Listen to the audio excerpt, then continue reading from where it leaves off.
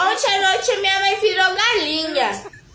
É, isso mesmo. Ontem eu virei galinha. Você virou galinha, mãe. Ontem eu passei aqui na frente do quarto dela.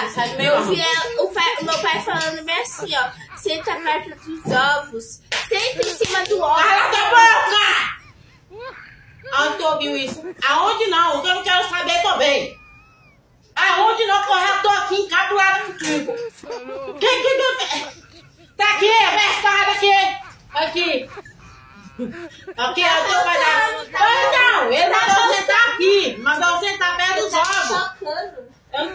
Ei, galinha agora, caralho. Eu tava sentada aqui perto. Nada aqui antes que tu quebra, não sai. Eu tava sentada nisso daqui, eu tava lá sentada lá. E ele pegou, boa, senta mais perto dos ovos pra ele não cair. Eu tava sentada assim, ó. É na sua cama. Eu tava sentado com satanás, então eu tava lá em cima assim,